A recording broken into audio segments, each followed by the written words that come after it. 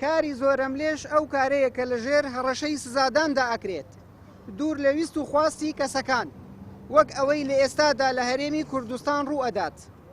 کاری زۆرەملێش جۆرێکە لە بازرگانیکردن بە مرۆڤەوە کە داهاتی ساڵانەی 160 میلیارد دۆلارە لە جیهاندا. بازرگانیکردنیش بە مرۆڤەوە تاوانێکی نێودەوڵەتیە و کاریگەریەکان سنووری وڵاتان تێئەپەڕێنێت.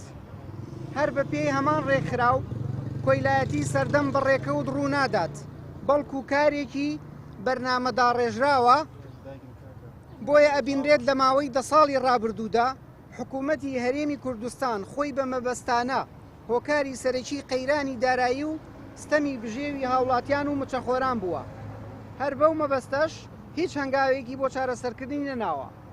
ئامانجبە لە هەڵواسینی ئەم فلێکسانە ئەمڕاوەی وەکو ئێمە ئەین بەگوێ ئەم دەسەڵاتە کە ئەوانەیەکەن بەپێی هەموو یاسانی و دەوڵەتەکان بەپێی هەموو یاسا جیهانەکان ئەمە یاسایی نییە، ئەمە لە چۆتە قەڵبی کۆلایەتی خۆمان نەزانێت چەندین ساڵە هەوڵی بۆ دێ بۆ ئەوەی کە سەرکوت بکرێت و ئەم یاسانە نەمێنێت، بەڵام بەداخەوە تازە لە هەرێمی کوردستانی ئێمەیە یان یاسای کۆلایەتی دووبارە سەر هەڵەدات و دووبارە مرۆڤەکان بە کۆیلاکەن و مامۆستایان بە کۆیلاکەنەوە. ئێمە ئەو شایستەدارایی کە هەمانە نامانە نێگواتە ڕاستەوخۆ پلانی کۆیلایەتیان بۆ داناین بۆ ئەوەی ئێمە بچینەوە بێ هیچ دەستکەوتێ بگەڕن ناوەندەکانی خوێندن.